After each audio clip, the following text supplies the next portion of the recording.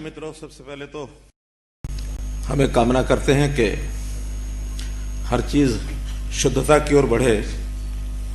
जो भी कोई मनुष्य जीवन की, समाज जीवन की, परिवार जीवन की कमियां, कमजोरियां, बुराइयां, उसको हम पीछे छोड़ें और एक नवरात्रे का मतलब यह है कि नए उत्साह के साथ, नए संकल्प के साथ, नई योजना के साथ आगे बढ़ा जाए। तो आज ऐसा ही एक कार्यक्रम, वैसे तो हम पहले भी अलग अलग नामों से सुधार के कई कार्यक्रम करते रहे हैं, कभी सुशासन के नाम से, कभी एक और सुधार के नाम से बहुत कार्यक्रम ने किए हैं। जैसे पिछले दिनों में रजिस्ट्रेशन का काम जो रेवेन्यू डिपार्टमेंट का है, उसमें एक आमूलचूल परिवर्तन किया हमने और लगभग 1.25 महीने रजिस्ट्रेशन का काम बंद रहा और आज एक सुचारू ढंग से वो सब चल पड़ा है। तो जो गलत काम करने वाले थे उनके ऊपर एक चेक लगा है। ऐसे ही नए सुधार कई हमने प्रोक्योरमेंट के काम में भी किए। किसानों को डायरेक्ट पेमेंट की बात की।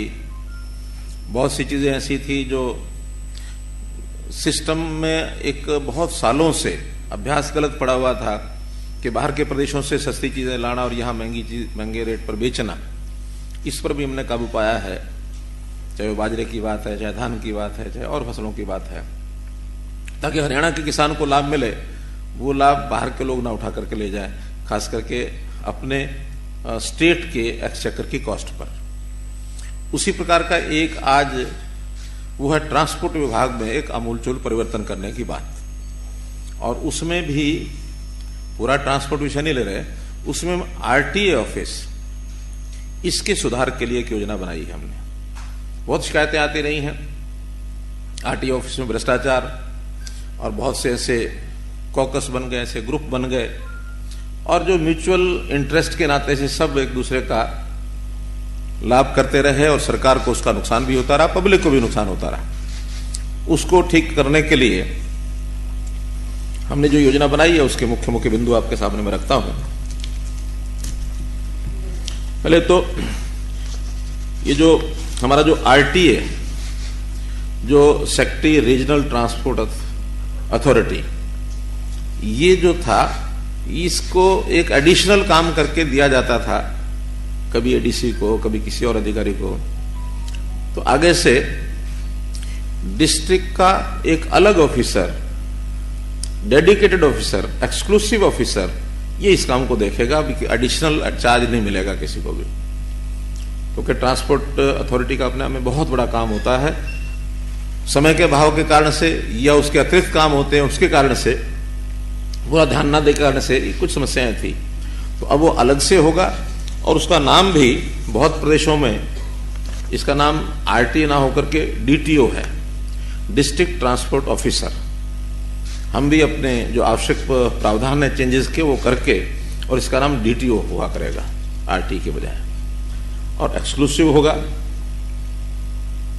अन्य कोई काम नहीं होगा।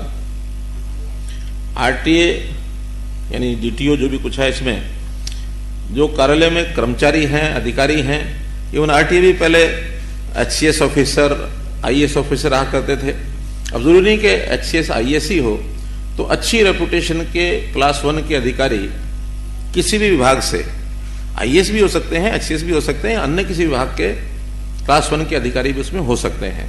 इवन कुछ आईपीएस या एचसीपीएस भी इसमें हो सकते हैं। फॉरेस्ट से भी हम ला सकते हैं।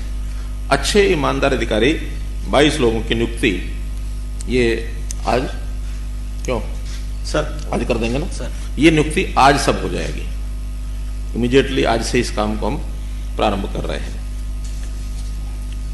जिलों में ऐसे व्यक्ति जो बिचौलियों का काम करते थे, ट्रांसपोर्टर्स और आरटीए ऑफिस के बीच में ड्राइवर से मिले रहते थे, मालिकों से मिले रहते थे, ऑपरेटर्स से मिले रहते थे, तो जो बिचौली है, जिसको यूसीएम के नाम से जाना जाता है, अंग्रेजी में यूसीएम क्या होता है,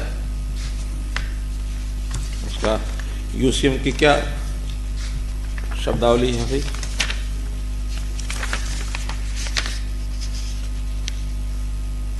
undesirable contact man. Undesirable contact man, ये उसकी एब्रीविएशन है।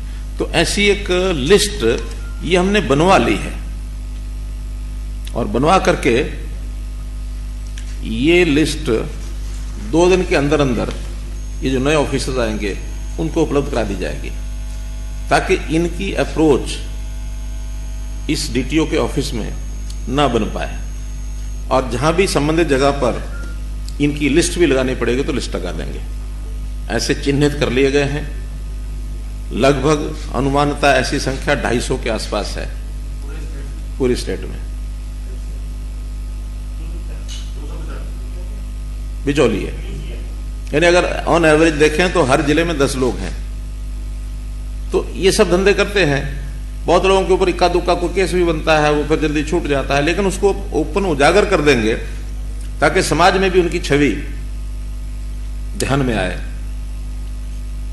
इसलिए इस काम को इस ढंग से करेंगे।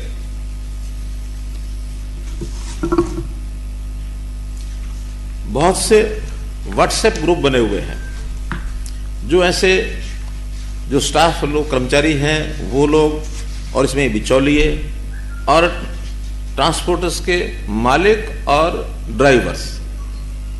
कभी भी कोई मूवमेंट किसी अधिकारी की किसी सड़क पर होने लगती है तो वो जो ऑपरेटर है इस व्हाट्सएप ग्रुप का, वो कर्मचारियों के नजदीक होता है।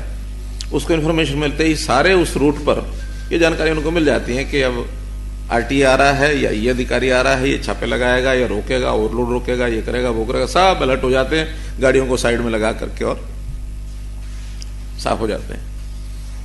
तो इन व्हाट्सएप ग्रुप्स को भी डिस्करेज किया जाएगा, और उन व्हाट्सएप ग्रुप्स के माध्यम से ही एक मैसेज सबको दिया जाएगा कि आगे से ये चैप्टर बंद। अब जो भी इस प्रकार के काम को करेगा, strict action would be taken against the culprit. ये जो माल ढोने वाले वाहन है, कमर्शियल वाहन, इनकी फिटनेस की जांच के लिए इंस्पेक्शन और सर्टिफिकेशन सेंटर, ये जो पहले तो मैनुअली सब करते थे, एमवीआई सड़क किनारे बैठ करके, और एमवीआई जो है जिस प्रकार का धंधा करते थे, आज भी अभी प्रैक्टिस है, लेकिन उसको सबको बंद करने की हमने प्लानिंग बना ली है। रोहतक में एक इंस्पेक्शन एंड सर्टिफिकेशन सेंटर ये हमने बनाया है, और 6 सेंटर इस प्रकार के लगभग 150 करोड़ रुपया लगा करके अंबाला, करनाल, हिसार, गुरुग्राम, फरीदाबाद, रेवाड़ी, इनमें भी स्थापित किए जाएंगे, ताकि सभी गाड़ियों का फिटनेस चेकअप इलेक्ट्रॉनिकली हो सके। ऐसा नहीं कि गाड़ी आई, दिखाया और उसको बस एक सर्टिफिकेट दे दिया तो जाओ भाई, जिसके कारण से एक ऐसा व्हीकल जो शायद अनफिट होता है तो भी उसको फिटनेस सर्टिफिकेट बड़ा आसानी से पैसे देकर के मिल जाता है, जिसके कारण से एक्सीडेंट्स ये बहुत होते हैं, जिसके कारण से वो वाहन जो है वो अपने आप में योग्य नहीं होता चलने के। इसी प्रकार ड्राइविंग लाइसेंस, इसके लिए भी ऑटोमेटेड ड्राइविंग टेस्ट ट्रैक ऐसे 11 जिलों में, कैथल, बहादुरगढ़, रोहतक, फरीदाबाद, नूंह, भिवानी, करनाल, रेवाड़ी, सोनीपत, पलोर और यमुनानगर, ये automated driving test track ADTT ये बनाए जाएंगे, ताकि वहां जो ड्राइविंग का टेस्ट देगा वो ऑटोमेटिकली उसको क्या आता है क्या नहीं आता है ये ट्रैक हो जाएगा, और ट्रैक होने के बाद जो ठीक व्यक्ति है जिसको सारा टेस्ट पास जिसने किया है उसी को लाइसेंस मिलेगा। अदरवाइज ऐसे ही किसी को लाइसेंस पकड़ा दिया, लाइसेंस लेते ही जाकर के वो सड़क पर जो एक्सीडेंट करने की वृत्ति है, वृत्ति तो क्या है वो हो ही जाता है उसे, क्योंकि वो सीखा हुआ नहीं है, खाली वो लाइसेंस ले जाता है। तो उसकी टेस्टिंग जो है इसको और जरा मजबूत की जाएगी, और इन सब सेंटर्स पर भी 30 करोड़ रुपया लागत आएगी। हालांकि इसमें समय थोड़ा लगेगा, लेकिन ये 1 साल के अंदर अंदर सब सेंटर्स ये सब बन जाएंगे। ओवरलोड वाले जो वाहन हैं इनकी भी पहले तो जाकर के ये किसी भी कांटे पर, धर्म कांटे पर जाकर के वाहन कराते हैं, उतना तोल कराते हैं, पर्ची लाते हैं, उसमें से किसी ने कराया किसी ने नहीं कराया। अब इसमें एक नया प्रावधान हम जोड़ रहे हैं कि पोर्टेबल स्केल ऐसा होगा, सड़क पर कहीं भी रख दिया जाएगा वाहन आएगा उसको पता ही नहीं होगा, आएगा चलेगा, उसके ऊपर से निकलेगा तो उसका वेट कितना है वो पता लग जाएगा। तो एक ऑटोमेटिक पोर्टेबल स्केल ये अभी 45 खरीद लिए गए हैं और इन 45 को प्रयोग करने के बाद अगर ये सफलतापूर्वक काम करेंगे तो इसको बड़े स्केल के ऊपर खरीद करके हर सड़क पर, हर नाके पर, सड़कों पर रखा जाता है। केवल उसकी ऊंचाई 1 इंच से भी कम होती है और वो टेपर होता है, वाहन को पता भी नहीं लगता है। वो अगले पहिए पिछले पहिए दोनों उसके ऊपर चढ़ते हैं तो उसके जाते ही वहां एक स्केल साइड में मीटर लगा होगा तो साइड में उसको पता लग जाएगा कि ये वाहन ओवरलोडेड है या नहीं है। ओवरलोडेड वाहन की आगे जानकारी दे दी जाएगी कि वाहन ओवरलोडेड है, जो एक्शन लेना ले। वाहन को ही नहीं पता लगेगा मेरा वेट कहां हो गया, वरना तो अगर कांटे पर जाता तो उसको पता ही है, वो अपना सिस्टम सेट करके जाता है। तो एक इस पर भी हम काम कर रहे हैं। माइंस का ई रवन्ना सॉफ्टवेयर है और वो जो ई रवन्ना सॉफ्टवेयर है अभी जो हमारा ट्रांसपोर्ट डिपार्टमेंट का वाहन सॉफ्टवेयर है उसके साथ इंटीग्रेशन नहीं है। जो ई रवन्ना सॉफ्टवेयर है उसमें तो उसका वेट पता लग जाता है कि कितना वेट है। अब अगले 2 महीने में ये ई रवन्ना सॉफ्टवेयर और वाहन सॉफ्टवेयर इनका इंटीग्रेशन हो जाएगा कि माइंस से जब वो चीज ई रवन्ना सॉफ्टवेयर से उसका वेट करके चलेगी तो वो ट्रांसपोर्ट डिपार्टमेंट को भी पता लग जाएगा कि वो जो वाहन आ रहा है ये इतना वेट लेकर के आ रहा है।